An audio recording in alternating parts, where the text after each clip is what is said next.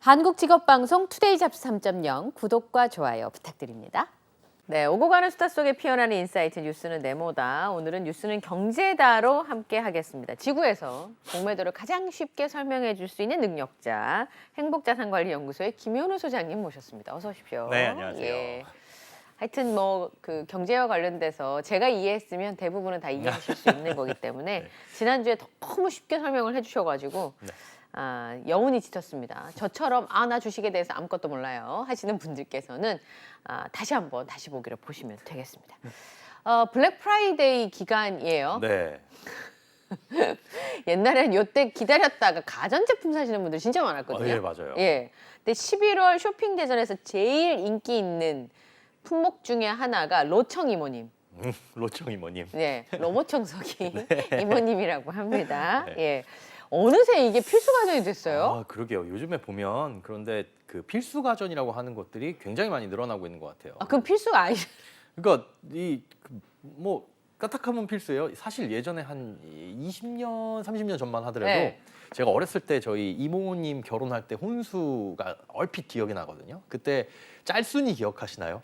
세탁기 세탁 기능은 없고 오로지 그 탈수 기능만 있는. 저희 집에 있었어요. 사실 그것도 혁신적이었어요. 그 되게 겨울에 그렇죠. 청바지 말릴 때 그 엄동설 안에 그걸 예, 손으로 그쵸. 안 짜도 예. 된다는 거. 이게 엄청 혁신적인 그 가전 제품 중에 하나였는데 그게 사실은 뭐 혼수 필수품 그 당시에는 굉장히 이 집에 있으면 유용한. 예. 그런데 요즘엔 뭐 그 짤순이가 뭐예요? 세탁기도 그냥 일반적인 드럼 세탁기, 그다음에 또 건조기 따로, 예, 또 옷 말려주는 뭐 이게 네. 세워놓는 거, 그리고 청소기도 그냥 진공 청소기, 물걸레 청소기, 로봇 청소기, 뭐 이제 전자레인지면 됐었는데 전자레인지에 에어프라이어, 무슨 뭐 큰 좀 오븐, 이게 점점점 필수 가전이라고 하는 게 예. 무엇 때문인지 모르게 이제 늘어나다 보니까 결혼할 때 그런 혼수 비용 이런 것들도 많이 증가를 하고, 뭐 이 소비가 늘어나는 거는 소득이 늘어나는 만큼 뭐 당연한 거겠지만은 네. 소득은 그렇게 잘 안 늘어나는데 그렇죠.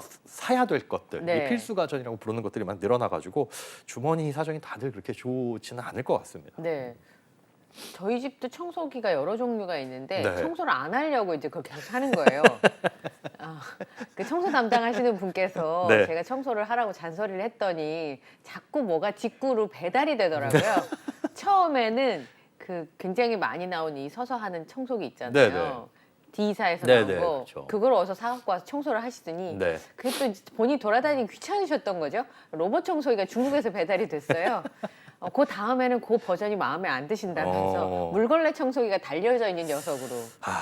이게 뭐 편안해지는 건 괜찮은데 예. 사실 그런 것들을 이제 제대로 가전제품 코너에서 살려다 보니 너무 비싸죠. 그래서 가격이 그리고 예전에는 냉장고 가격이 요즘 뭐 한 6,700만 원 하죠. 괜찮은 거는. 예, 깜짝 놀랐습니다. 예. 이렇게 비싸졌는. 뭐 TV도 마찬가지고요. TV도 2,300만 원 하죠. 그러니까 네. 단가 자체가 굉장히 많이 올라갔어요. 올라갔어요. 그러다 보니까 이제 뭐 블랙 프라이데이나 그렇죠. 말씀하신 해외 직구나 이런 것들 많이 네. 뭐 이용을 했었죠. 네. 그 중국에서 광춘절이라고 예, 하나요? 우리 말로는 광곤절, 뭐 광곤제 중국 뭐 말로 뭐 이렇게. 광군절 뭐 이렇게 광군절. 이러는- 예.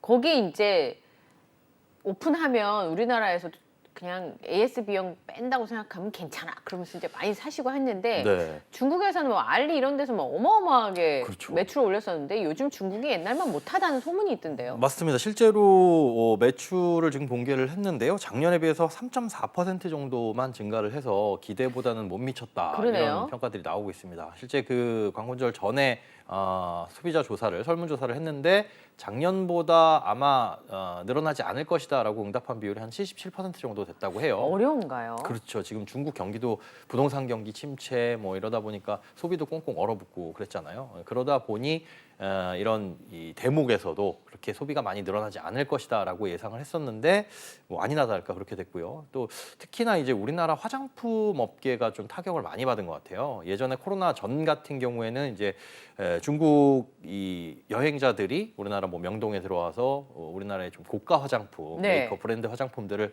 많이 사가고 그랬었는데 그리고 이제 수출도 잘 됐었고요. 네. 근데 중국이 그 뭐 화장품 만드는 기술력이라든가 사실 화장품에서는 성분 배합이나 이런 것들이 조금씩의 차이가 있지 그 기술 자체가 어렵진 않거든요. 예. 그러니까 실제로 이제 화장품 업종에 종사하시는 분들 말씀 들어보면 화장품 원가는 굉장히 싸다. 뭐 3천 케이스 원. 가격이다. 뭐 예, 이런 전부 다 케이스 가격에 뭐 브랜드 가격이다라고 네, 얘기를 뭐 해요. 그런 얘기 들은 적이 있어요. 네, 뭐 연구 개발 비용이 많이 들어가긴 하겠지만 그래도 네. 그 원가 자체는 저렴하다 보니까 사실은 그 진입 장벽이 그렇게 높지가 않은 거죠. 뭐 기술력만 갖추고 있다면 금방 따라잡을 그렇죠. 수 있어서 실제 이번에 화장품 매출 중에 중국 1위부터 10위까지 보니까 대부분 이제 중국 업체나 글로벌 브랜드 그리고 우리나라 업체는 LG 생활건강이 하나 딱 10위 안에 껴 있고. 그 시진핑 사모님께서 쓰시는 브랜드잖아요, 거기가. 아 그런가요? 예, 그래가지고 중국에서 한동안 열풍이 그러니까 사실은 LG생활건강보다 아모레퍼시픽이 매출이 큰 적이 있었는데 그렇죠. 중국에서 그 LG생활건강이 굉장한 위력을 발휘한 적이 있었죠. 네. 그런데 지금 LG 생활건강만 그 10위 안에 들고 나머지는 뭐 중국 브랜드와 그쵸. 글로벌 브랜드가 예. 다 잡고 있는 상황이라서 지금 국내사 같은 경우에는 뭐 이런 거 지나가고 나면 이제 실적 발표하고 이제 뭐 중국 문이 열렸으니까 화장품 수요가 많이 그렇죠. 늘었다. 라고 할 텐데 그렇게 실적 발표를 못 하고 있는 거 보면 굉장히 큰 타격을 입었다라고 볼 수 있을 것 같습니다. 그러니까 이제 저는 화장품을 굉장히 좋아하는 사람이어서 네. 최근에 트렌드를 보면 굉장히 많이 바뀌었어요. 그러니까 이전에는 중국에서 우리나라 브랜드 기초 화장품이 네. 원체 이제 신뢰도가 좀 떨어지니까 중국 내부의 물건들에 예. 대해서 그 같은 제품을 절대 중국에 사지 않는답니다. LG 생활건강 아, 제품을 한국에 와서 한국에서. 확인을 해갖고 사갈 정도로. 저도 그 얘기 들었어요. 예. 왜 보따리상이라고 하죠. 네. 들어와가지고 한국에서 비싼 가격에 그걸 사 가지고 가는 걸 왜 저렇게 할까를 네. 물어봤더니 중국 내에서 이 가품이 판매되는 너무 제품, 많아서. 예, 가품 때문에 그 걱정 때문에 못 쓴다고 예. 그런 얘기를 언뜻 들었는데 이제는 이제 중국 내부에서 생산되는 브랜드들도 중국 소비자들의 예. 어떤 애국심이라든가 이런 것들에 그렇죠. 힘입어가지고 굉장히 잘 판매가 되고 있는 것 같습니다. 보면 그 중국 드라마 안에 화장품 PPL이 되게 많아요. 예. 남자분들도 마스크팩 이런 거 하는 장면이 꼭 나오거든요. 이제 그게 국내 브랜드를 만들어야겠다는 생각들이 좀 있지 않았나 싶고 네. 최근에 우리나라에 관광 오는 외국 관광객들이 주로 사가는 화장품은 저렴한 내셔널 브랜드들이 많아요. 그러니까 예전에는 뭐 크림 하나에 몇만 원짜리를 사갔다면 네. 지금은 립스틱 하나에 5,000원에서 8,000원, 만원, 12,000원 정도의 저렴한 제품들을 다양하게. 사가는 예. 경우가 많으니까 매출로 치면 사실은 비싼 제품들을 많이 판매하는 게 좋은데 그렇죠. 예전만 못한 그런 부분들이 있는 것 같습니다. 네. 예. 요즘에 이제 중국 소비자들이 같이 소비를 한다는 얘기가 있어요. 그러니까 지금처럼 막 쓸어갈 정도로 엄청난 소비를 한다기보다는 뭔가를 좀 이렇게 우선순위에 두는 것 같아서 그것도 좀 눈여겨봤으면 좋겠습니다. 네.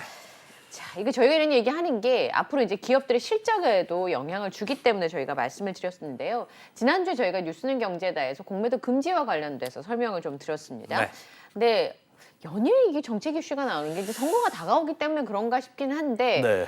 주식 양도세를 완화한다. 네네. 예전 같으면 이런 얘기를 좀 꺼내기가 약간 부담스러운 분위기 아니었을까요? 그렇죠. 그런데 뭐 대통령 공약 사항에도 있기는 했었고, 있었어요. 예, 예. 국정과제에서도 이제 포함이 되어 있기는 합니다. 그런데 주식 양도세, 이제 대주주에 대한 양도세를 좀 완화하겠다 뭐 네. 이런 내용을 얼마 전에 발표를 했는데요. 사실상 개인 투자자들의 대부분은 주식 투자를 할 때 양도 차익에 대해서 세금을 물지는 않습니다. 네. 그러니까 뭐 100만 원의 주식을 사놨는데 몇십 년 뒤에 봤더니 이게 1억이 됐더라라고 예. 하더라도 사실상 증권거래세 0.몇% 외에는 세금을 내는 건 없거든요. 예. 그런데 일반적으로 주식을 많이 갖고 있어서 대주주가 되게 되면 그 대주주는 이제 세금을 좀 많이 물게 됩니다. 뭐 대주주 정도면 일대주주를 말하는 건가요? 최대 주주는 아니고 그냥 대주주라는 요건이 따로 있어요. 대주주 요건이 뭐냐? 예. 일단 한 종목에 10억 이상 보유를 하고 있거나. 그럼 예. 저하고 상관이 없군요. 예. 한 종목에 10억 원을 소위 말하는 몰빵할 정도면 돈이 꽤 많은 분이겠죠. 최소 10억 원 이상을 가지고 있었어야 되는 거 아니에요? 그렇죠. 전 재산이 10억 가지고 주식 한 그럼 종목을 그럴 수는 10억 없으니까. 그럴 수는 없으니까요. 예. 예. 그리고 또 하나는 그 회사에 대한 지분율이 코스피 시장에서는 1% 그리고 네. 코스닥 시장에서는 2% 이상 갖고 있으면 이건 대주주다. 네. 삼성전자로 따지면 1% 정도면 4조 원 정도로 갖고 있어야 되거든요. 이건희 전 회장의 삼성전자 주식 보유율이 1에서 3% 상했던 것 같은데 그리고 이게 제 순환 기억에. 출자 구조이다 보니까 사실상 뭐 이렇게 얽히고 살키고 이렇게 네. 되어 있는데 1% 정도 보유하고 있다 그러면 4조 원? 아이고 그 정도 대주주지. 이건 사실은 납득할 수 있어요. 그렇죠. 대부분이 그럴 텐데 예. 10억 원 이상 보유 이것도 사실 굉장히 큰 부자이긴 하나 이 정도 퍼센트와 따져봤을 때는 이 10억 원의 기준은 굉장히 낮은 거 아니냐. 그렇죠.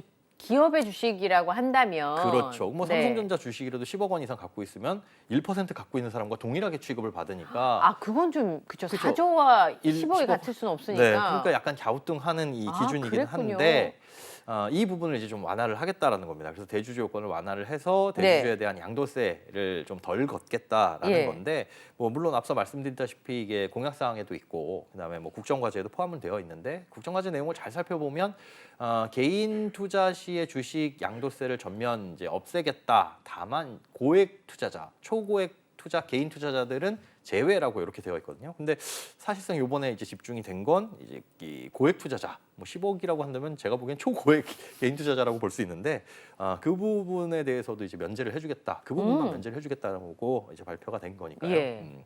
조금 이 내용은 뭐 부자 감세 논란이 없지 않아 있습니다. 예. 음. 그 저는 해당 사항이 없기는 합니다만 네. 이게 이제 주식 시장에 영향을 주긴 할 것 같아요. 어떤 식으로든. 그러면 나비 효과로 제가 가지고 있는 주식에도 영향을 많지는 않습니다. 예. 그럴 수 있으니까 한번 살펴보겠습니다. 네. 그러면 얼마나 깎아준다는 건가요? 지금 세율을 얼마나 낮춰주겠다라는 거는 나온 바가 없어요. 없고요. 사실상 예. 그리고 이런 뭔가 이제 선거를 노리고 한 거 아니냐라는 이제 정책들이 나올 때는 구체적인 내용이 발표되기보다는 이런 방안을 검토 중이다라는 뉴스가 어디선가 흘러나오는 느낌이 많이 들거든요. 풍선이 뜬 거예요, 그냥. 예, 정부 고위 관계자에 따르면 뭐 이런 식으로 이제 뉴스가 나오는 그 거고요. 고위 관계자 누굴까? 뭐 이런 게 궁금하잖아요, 네, 우리는. 근데 늘 그런 뉴스가 나오면 이제 여론들이 있잖아요. 여론들이 만약에 반대 여론이 세다 그러면 이제 보도 반박 자료라든가 보도 설명 자료가 나오죠. 그래도 그건, 계속 안 좋다. 안 좋다 그러면은 그건 이제 사실이 아니다. 그냥 검토한다는 내용은 장기적으로 봐서 뭐 이런 식으로 이제 유야무야 되는 경우가 있고 별로 여론이 뜨겁지 않으면은 실제로 검토가 논의되는 경우도 있고요. 근데 지금 현재 양도소득세율을 보면 세율이 꽤 낮지는 않습니다. 높습니다. 일단 그 대주주 요건에 들어갔을 때 어떤 기업의 주식을 소유하고 네. 있느냐에 따라 달라지는데 네. 중소기업 같은 경우에는 3억 원을 기준으로 3억 원 밑으로 갖고 있으면 뭐 20% 그리고 오. 3억 원 양도 소득이 3억 원 이하면은 소득입니다. 양도 차이. 3억 원 이하면 20% 그리고 3억 원을 초과하게 되면 25%를 물리게 되고요. 네. 중소기업 외에 이제 뭐 중견기업이나 대기업을 갖고 있다라고 했을 때는 이제 보유 기간을 먼저 따집니다. 그러니까 1년 이상 보유를 해서 장기 보유를 하고 있었다 그러면은 20%에서 25%를 부과를 하고 만약에 1년 미만의 단기 보유에서 차익을 그렇게 남겼다라고 한다면 최고 30%까지 이 세율을 물리게 됩니다. 그런데 예. 이거 같은 경우에는 대주주 요건 한번 부합이 되면 그 이듬해에는 모든 주식을 이렇게 처분을 할 때마다 세금을 이렇게 내게 되다 보니까 그 대주주 요건에 들어가느냐 안 들어가느냐 이 부분에 대해서 굉장히 이 대주주들은 해당하는 대주주들은 민감하게 반응을 할 수밖에 없는 거죠. 세율이 생각보다 굉장히 높군요. 네. 그러니까 그 투자를 좀 액수가 크신 분들은 네. 굉장히 초미의 관심사가 될 수 있을 것 같아요. 그렇습니다. 근데 제가 진짜 이상한 게 뭐냐면 이 상황을 개인 투자자 환영이라는 뉴스 워딩이 있었거든요. 네네. 오, 주식 부자가 그거 이렇게 많은가? 제 주변에 한 명도 없는데. 네. 예. 예, 사실은 이 앞서 말씀드린 대로 뭐 10억 원 이상 이렇게 해당하는 분들 같은 경우는 지금 4천 명 정도로 추산을 하고 있어요. 네. 그러니까 전체 개인 투자자들 머릿수로 놓고 보자면은 그렇게 많지 않죠. 그러니까요. 이 4천 명은 환호를 하긴 할 텐데 다른 그런 개인 투자자들은 어떠냐? 네. 사실상 반대할 이유는 딱히 없는 그리고 뭐 아. 환호까지는 아니더라도 긍정적인 영향이 있지 않을까라고 생각을 하고는 있습니다. 간접적으로 이득을 볼 수 있다고 판단을 해서인데요. 이게 네. 왜 그러냐면 대주주를 선정하는 방식이 약간은 좀 이상해요. 그러니까 그 대주주라면 앞서 말씀드린 대로 1% 혹은 2% 이상 네. 주식을 보유하고 있거나 한 네. 종목에 10억 원 이상을 보유하고 있어야 되는데 네. 그 보유하고 있다는 걸 언제 기준으로 따지냐? 주식시장이 문을 닫는 마지막 날이라고 보시면 됩니다. 그 명부에 적혀 있는 마지막 거래일 뭐 하루 전 이렇게 따지는데 그 날짜에 해당하는 그 사람들이 앞서 말씀드린 대주주 요건에 해당한다. 네. 그걸로 인해서 대주주를 판단을 하거든요. 그러니까 1년 365일 중에 해당 날짜만 피하게 되면 대주주가 아닌 거예요. 그러니까 아, 10억 원 이상 갖고 있다가도 한 1억 정도를 팔아버려요. 예. 그 날짜에만 그 날짜에 해당 안 되게 뭐 전이나 뭐 일주일 전이나 해서 팔아서 그 날짜에 9억 원 갖고 있었다 그러면 대주주가 아닌 게 되는 거죠. 뭐 다시 사들여서 10억 원이 되면 그래도 대주주가 아닌 거고요. 그러다 보니까 연말쯤 되면 요때쯤 되면 이제 그 날짜에 다 팔면 혹은 그 전날에 팔면 손해 볼 수도 있습니다. 예, 그러니까 이제 눈치를 보고 있다가 한 10월, 11월, 뭐 12월 어간 되면 이제 뉴스 기사에 뜹니다. 뭐 무슨 대기업 어디 임원들 주식 얼마 처분, 얼마 처분, 얼마 처분. 그게 그거예요? 예, 이렇게 공시가 나옵니다. 근데 아. 대주주 요건을 피하려고 그날 이렇게 처분을 하다 보니까 이렇게 대량의 매물이 나오는 걸 종합을 해봤더니 뭐 화면에도 나오지만 몇 조 원이 되더라. 원체 이제 큰 손들이니까는 그렇습니다. 그렇죠. 그걸 합쳐놨더니 몇 조 원이 되고 결국은 이게 주시장의 하락을 불러오는 거 아니냐. 억지로 그걸 대주주 요건을 피하기 위해서 팔고 싶지 않은 주식을 팔다 보니 시장이 하락하는 거 아니냐. 네. 그래서 만약에 이 대주주 요건을 완화하거나 폐지하게 된다면 그런 일은 안 할 테니까 다른 뭐 외부적인 요인 없이 대주주를 벗어나기 위해서 주식을 매도해버리는 그런 행위는 일어나지 않을 테니까 네. 하락하지 않을 것이고 그러면 이 개인 투자자들 입장에서도 오히려 그 이상한 이 매도로 인한 하락은 없을 테니 좀 긍정적인 영향이 있지 않을까. 그 때문에 이제 개인 투자자들이 환영한다. 뭐 이런 뉴스들이 나오고 있는 거죠. 아, 그러니까 물량이 많이 나오면 주식시장이 떨어질 것 같으니까 그렇죠. 그렇게 하지 않도록 완화해주면 개인 투자자들도 지수 자체가 내려가서 영향을 받는 일은 없을 거다라는 의미에서 환영했다. 집은요, 팔면 양도소득세가 나온 지 꽤 된 것 같은데. 그렇죠. 뭐 1세대 1주택이 아닌 경우에는 예. 특별히 비과세를 해주지 않는 경우에는 사실은 모든 양도 차익에 대해서는 대부분 세금을 부과를 하죠. 근데 주식은 왜 혜택을 준 거예요? 이렇게? 사실상 이제 주식 시장의 활성화를 위해서인데요. 이게 네. 예외를 두고 있는 겁니다. 그러니까 양도 차익에 대해서 세금을 부과한다라고 되어 있는데 다만 상장 주식에 대해서는 그리고 국내 상장 채권에 대해서는 양도 차익에 대해서 세금을 부과하지 않는다라고 예외 사항을 두고 있는 거거든요. 그러니까 원칙적으로는 모든 양도 차익에 대해서 세금을 유가증권에 대해서 매기는 게 맞는데 네. 그래서 이제 비상장 주식에 대해서는 양도세를 부과를 하고 있습니다. 그런데 아무래도 이제 주식시장에서 상장돼 있는 주식에 세금을 부과하다 보면 글로벌 시장에서 우리나라 주식시장의 경쟁력이 좀 떨어질 수 있잖아요. 네. 아유, 한국은 시장도 조그만데 저기 투자하려고 보니까 아유, 세금도 많이 내래. 차익 많이 나면 뭐해 세금 많이 내는데 네. 이러고 이제 안 들어올 수 있으니 네.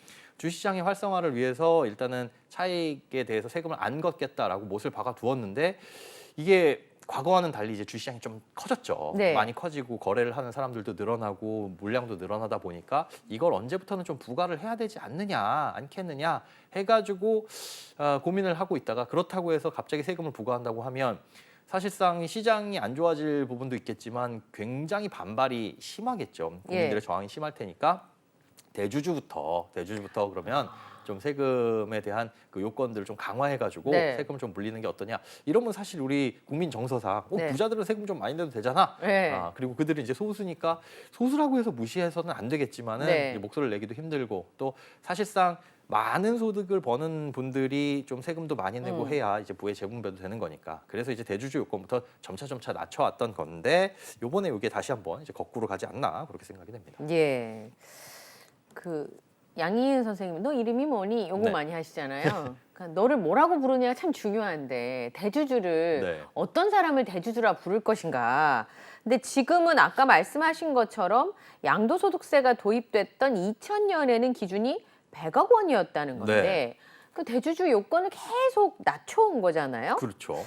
그 소장님 보시기에는 근데 이제 물가도 사실 네. 인플레이션이 많이 됐으니까 옛날 100억이 뭐 지금 100억 아니고 옛날 10억이 지금 10억이 아닌데 그렇죠. 어느 정도를 가지고 있어야 대주주로 봐야 되는 걸까요? 근데 사실상 2000년에 100억이었으면 이게 물가 상승을 고려했다. 2000년 정도면 우리가 월드컵 직전이었잖아요. 그때 그쵸. 당시에 그 IT 버블 있을 때. 네, 물가를 생각하면 당시 김밥 한 줄에 1,000원? 그냥 일반 김밥. 천국. 예, 천국에 가면 1,000원입니다. 1,000원이었어요. 네, 1,000원이었는데 지금 보면 뭐 일반 김밥도 3,000원, 3,500원 하잖아요. 4,000원 해요, 요즘. 예, 그러니까 싼 곳에 가서 먹어도 야 이거 진짜 저렴한 소세지에 그쵸. 뭐 진짜 단무지에 딱 들을 것만 들었네. 네. 싶은 소세지 것도 없는 경우 많이 있어요. 양념되어 있는 딴 게 들어가 있어요. 그래도 한 3,000원 정도 할 텐데 네. 그럼 3배로 놓고 보자면은 100억이면 대주주 요건이 300억이 됐어야 되지 않나 싶지만 앞서 말씀드려도 그 이유 때문에 이제 대주주들한테 세금을 많이 물리자 해서 100억, 50억, 25억, 10억 이렇게 계속 줄어들었거든요. 정부에서는 세금 물리는 사람을 늘리고 싶었던 그렇죠, 거네요. 맞습니다. 그러다 보니까 이제 10억 원까지 지금 낮아지게 된 이유가 그건데 예. 요번에 이제 요번 정부에서의 공약 사항 중에 이걸 다시 100억 원으로 돌려놓겠다라는 어머. 게 이제 포함이 되어 있었어요. 예. 그런데 이 정책을 왜 하필이면 지금이냐라고 하는 의심들을 살 수밖에 없죠. 이전에 지난주에 나왔었던 일요일에 갑작스럽게 발표해서 월요일부터 시행된 이제 공매도 전면 네. 금지. 이게 개인 투자자들이 우리나라에서 한 1,400만 명 정도로 추산을 하고 있거든요. 그런데 이 1,400만 명의 대부분은 성인일 거란 말이죠. 그렇죠. 자녀 이름으로 주식 계좌를 개설해 주신 분들도 계시겠지만 그건 극히 일부일 것이고 1,400만 명 대부분이 이제 성인, 즉 유권자라고 볼 수 있는데 이 유권자들을 겨냥한 것 아니냐라는 이제 의심을 피할 수가 없습니다. 그리고 예. 이번에 나오는 것도 뭐 앞서 말씀드린 대주주 10억 이상 보유하고 있는 사람이 뭐 4천 명 정도에 해당할 것으로 추산이 되고 있지만 그로 인해서 간접적인 이익을 볼 수 있는 게 개인 투자자들은 나쁠 건 없으니까 네. 또 이런 것들을 겨냥한 거 아니냐라는 의심의 눈초리는 피할 수가 없을 것 같습니다. 예. 소장님 그러면 네. 양도세를 완화해주면요. 네. 주식시장이 좀 좋아질까요? 그랬으면 좋겠습니다. 이제 오늘 그건 조용필 선생님 노래 제목이고요. 이젠 그랬으면 좋겠네. 근데 사실상 요즘에 들려오는 소식, 어제 간밤에 미국의 물가가 좀 둔화되고 있다는 예. 소식이 들려왔어요. 그러면서 이제 주가가 많이 뛰었는데 오늘 코스피라든지 코스닥 보니까 뭐 1% 넘게 지수가 상승하는 모습을 보이고 있습니다. 예. 여전히 저의 주식 잔고는 마이너스지만 종목들은 다 빨간불이 들어왔더라고요. 예. 이제 아마 주식 투자 하시는 분들 이런 소식들이 조금이라도 우리 이 주식 시장의 부양에 증시 부양에 좀 효과가 있지 않을까 기대를 하시는 분들도 계실 것 같은데 드라마틱한 모습은 보이진 않을 것 같아요. 네. 않을 것 같고 물론 늘 그때마다 이제 대량의 매도가 나오긴 했지만 그게 그 대주주이신 분들이 한날 한시에 자 요때 팔자 하는 경우는 극히 드물기 때문에 그렇죠. 뭐 지금부터 이미 매도가 들어갔을 것이고요. 예. 하실 분들은 이미 팔고 그리고 사실은 그걸 팔고 끝내는 게 아니라 다시 이제 또 매입을 매수를 하거든요. 예. 그러다 보니까 어떻게 보면 뭐 앞뒤가 좀 달라져 있는 뭐 11월엔 조금 떨어진다고 하더라도 그 기간 지나고 뭐 1월 정도엔 다시 증시가 올라가는 결국은 조삼모사이기는 해요. 그러니까 이걸로 인해서 증시 부양에 어떤 직접적인 효과가 있다까지는 기대하기는 어려울 것 같습니다. 어렵다 이거죠? 네네. 예.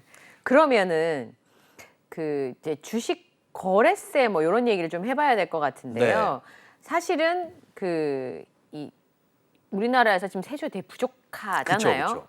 그래서 그 재정 담당하시는 분은 10억이 아니라 5억 갖고 있는 사람도 세금 매기고 싶을 거예요 지금. 맞습니다. 예. 이게 사실상 세수가 부족하다라는 얘기 많이 나왔고 네. 그 이유가 법인세가 덜 거쳐서 네. 이 기업들이 돈을 못 벌다 보니까 나라에 내는 세금이 확 줄어들었고 그렇죠. 그다음에 경기가 안 좋아지고 부동산 경기가 좀 꺾이다 보니까 그 거래세도 이제 좀 덜 거래수도 들어오고. 많이 줄어들어가지고 사실상 예상보다 세수 수입이 뭐 60억 원, 70억 원 부족하다 뭐 이런 내용들을 많이 전해드렸잖아요. 예. 그 내년에도 또 이대로 간다면 훨씬 더 세수는 부족할 것 같다라는 전망들이 나오고 있는 와중에 네. 이런 부분에 세금까지 깎아주게 되면 문제 아니냐라는 이제 우려들이 나오고 있어요. 근데 거기에서 지금 생각을 해봐야 될 게 좀 전에 말씀하신 증권 거래세거든요. 그러니까 그게 저기 좀 벌었을 때는 내도 뭐라고 생각이 되는데 네. 마이너스가 냈을 때 이거 그렇죠. 낼래니까 이런 막 이런 네. 생각이 드는 거예요. 예, 사실상 거래세는 뭐 이 사람이 플러스냐 마이너스냐 따지지 않고 무조건 내는 세금이니까 그래서 그러니까. 사실은 이중과세 아니냐 양도세까지 네. 걷게 되면 이라는 이제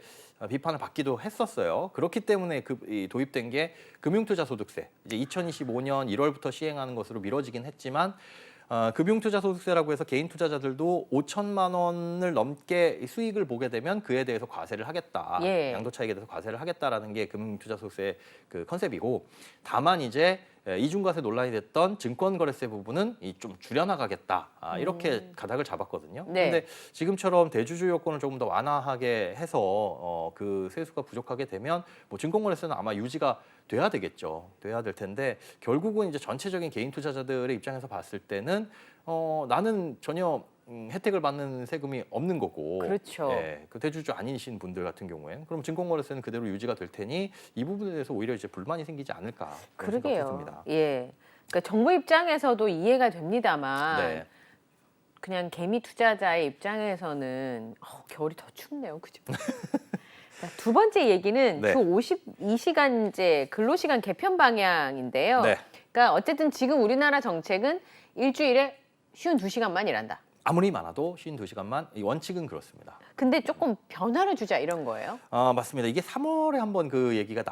나왔었죠. 주 52시간제를 조금 변화를 주겠다라고 했는데 당시에 여론이 굉장히 안 좋게 흘러가다 네. 보니까 다시 재검토하겠다. 그래서 네. 그 재검토한 결과가 이제 얼마 전에 나왔습니다. 일단 주 52시간제 틀은 그대로 유지하겠다. 네. 그런데 업종에 대해서는 일부 예. 업종에 대해서는 일을 좀 몰릴 때 많이 하고 예. 또 연이어 쉴 수 있게 유연화하겠다라고 밝혔는데 어떤 업종에 대해서 또 어떻게 유연화하게 될지 이제 구체적인 내용은 빠져 있어요.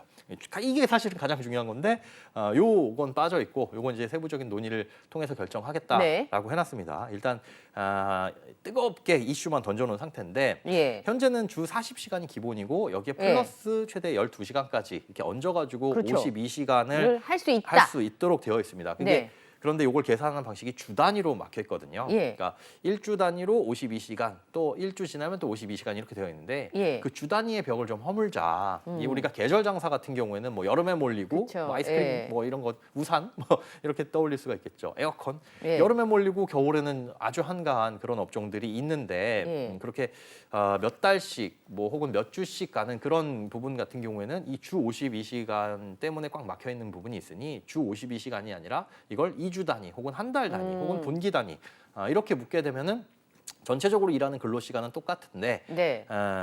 이 생산성은 더 올라가지 않겠느냐라고 나는- 하는 게 정부의 논리고 네. 여기에 이제 반대하는 산업계나 노동계 입장에서는 사실상 그렇게 되면 주 52시간을 정해놓은 이유가 근로자들의 과도한 노동 그리고 과로 그렇죠. 이런 것들을 방지하기 위함인데 결국은 그럼 주 52시간을 허무는 거 아니냐라는 네. 반대들이 많이 나왔던 거죠. 그래서 이제 가장 뜨거운 게 어떤 업종에 대해서 또 몇 그렇죠. 시간까지 허용할 것이냐라는 게 중요하긴 하지만 요거는 빈칸으로 남겨뒀다. 예전에 뭐 국민연금 개혁안처럼 몇 살까지 받겠느냐 또 연금 보험료율을 얼마나 올리겠느냐 이거는 세부적인 논의를 통해서 구체화하겠다. 그렇게 비워놓은 것처럼 이번에도 중요한 내용은 좀 빠져 있습니다. 알맞은 답을 쓰시오는데 아직 알맞은 답을 못 찾아가지고. 네. 주 52시간이면 하루에 8시간씩 닷새 근무를 하고 네. 주말에 6시간, 6시간 일을 한다든지. 네. 그렇지 않으면 9시에 출근해서 뭐 9시에 퇴근하는 정도의 이런 루틴인데 네. 그게 일주일도 사실 버겁거든요. 요즘에 주 4일 근무제 얘기가 나오고 있잖아요. 실제로 시행하는 국가들도 있고 우리나라에서 시행하는 네. 기업들도 있는데 해보니 삶의 질이 너무 많이 올라가더라. 이게 일을 전혀 안 하고 살면은 행복할 것 같지만 사실 또 뭐 그렇지도 않아요. 그렇지도 않죠. 네. 그렇지도 않고 딱 좋은 건 수요일 정도 하루 좀 쉬었으면 그게 그거 그게 월화하고 수요일 삭 쉬고 그러면 아유 정말 이제 월요병 이런 말은 없어질 것 같아요. 목요병 생기겠죠. 그래도 목요일 출근하면 내일만 일하면 되라는 그 월요일 출근해도 또 내일만 일하면 되라는 네. 행복감. 실제로 이제 주 4일제를 시행하는 곳에서 보니까 목금토일 혹은 금토일 월 이렇게 쉬는 것보다 네. 중간에 하루를 쉬는 게 훨씬 더 그렇죠. 만족감이 올라갔다고 해요. 네. 그러니까 우리가 쭉 달리는 것보다 중간에 한번 쉬고 가는 게 네. 뭐 좋잖아요. 그래서 뭐 주 4일제 이런 얘기도 나오는 마당에 이 주 52시간제를 없애고 조금 더 유연하게 되면 더 일을 많이 하게 되는 것 아니냐라는 뭐 반대의 목소리도 많이 나오고 있습니다. 뭐 69시간 얘기도 있었으니까 예, 그렇습니다. 설문조사를 해보면 국민들이 찬성하는 비율이 그렇게 높진 않을 것 같아요. 제 생각에. 네, 그렇게 저도 예상이 됐는데 네. 그래서 요번에 그 고용노동부가 조사를 했어요. 네. 설문조사를 그 기간 동안 해서 발표를 했는데 그 결과는 조금 의외였습니다. 이 앞서 말씀드린 그 네. 연장 근로 단위를 주 단위로 끊는 거에 대해서 이걸 분기 단위로 확대할 거냐, 뭐 월 단위로 확대할 거냐 이 부분에 대해서 동의하냐, 동의하지 않느냐를 물어봤더니 매우 동의와 동의가 국민 전체에 대해서는 뭐 46% 정도. 어이구. 뭐 보통이라고 한다면 이것까지 합치게 되면 60% 넘는 수준의 동의가 나온 거죠. 예. 그러니까 동의하지 않거나 반대하거나 모르겠다라고 응답한 것보다 훨씬 난 더. 진짜 동의한다. 아니면 뭐 그냥 해도 그만 안 해도 네. 그만이다라고 생각하시는 분들이 더 많이 나왔고 예. 그럼 어떤 업종에 대해서 늘려야 그렇죠. 되냐라는 것도 제조업과 건설업에 대해서는 늘릴 필요가 있다라고 응답을 했습니다. 그러면 그 주 단위로 끊는 걸 이제 앞으로 어떻게 끊는 게 가장 좋겠느냐에서는 이제 월 단위로 끊어서 관리하는 게 좋겠다는 응답이 노사 모두 60% 안팎 정도로 네. 굉장히 높았습니다. 그런데 의아하죠. 이게 근로자들은 반대할 만한데 왜냐하면 지금 있는 것보다 근로시간이 늘어날 가능성이 있다는 건 안 네. 좋은 일이니까요. 예. 그래서 반대할 만한데 동의한다라는 내용이 이렇게 많이 나온 게 조금 의아하다. 이게 뚜렷한 의사를 밝힌 게 아니다라는 이제 지적도 있어요. 뭐냐면 현재 주 52시간제를 개편하려는 그 네. 정부의 의지는 갑작스러운 업무량 증가, 앞서 예. 말씀드린 그런 특별한 업종에 대해서는 그런 갑작스럽게 업무량이 증가하는 거에 대해서 52시간제는 대응이 어렵다라는 게 정부의 네. 논리거든요. 그런데 여론조사를 해보니까 현 제도로 업무량 증가에 대응하기 어렵냐라고 물어봤을 때 근로자들에게는 그렇지 않다라고 응답한 비율이 훨씬 더 높았습니다. 뭐 당연하겠죠. 근로자들은 예. 지금 상황에서도 문제 없다. 그렇죠. 52시간 제도로 우리 회사가 바빠지더라도 52시간 유지해도 뭐 충분히 회사가 돌아간다. 충분히 돌아간다. 뭐 근로자 입장에서는 그럴 수 있는데 이게 사업주 입장에서도 대응이 어렵다라고 응답한 게 33%, 어렵지 않다가 31%입니다. 그러니까 그 차이가 별로 안 났어요. 네. 뭐 1%좀 남짓한 차이가 났는데 이게 진짜 사업주들이 정말 52시간제 때문에 현재 공장이 안 돌아가고 사업체를 꾸려가기가 어려운 상황이냐라고 보기에는 좀 그렇게 볼 수는 없다는 거죠. 그리고 현재 52시간제 때문에 어려움을 겪은 적이 있느냐라는 질문에도 그렇다라고 응답한 사업주가 전체의 15%가 채 안 됩니다. 그러니까 실제로도 전체 85%는 지금 52시간제로 해도 업무량이 갑작스럽게 늘어나는 거에 대응을 못했다. 네. 그래서 어려웠다. 그런 경험은 없다라는 게 많은 거죠. 그러니까 예. 지금도 문제 없다고 하는데 왜 이걸 개편하는 것이냐라는 목소리가 계속적으로 나오고 있는 겁니다. 그러니까 처음에 이제 주 52시간을 주 단위로 네. 하기로 했을 때 게임 업체 네. 뭐 그렇지 않으면 빙과류나 이렇게 계절을 타는 업종의 경우에는 이제 그렇다 그래서 약간의 유연의 틈을 열어줬었는데 그렇죠.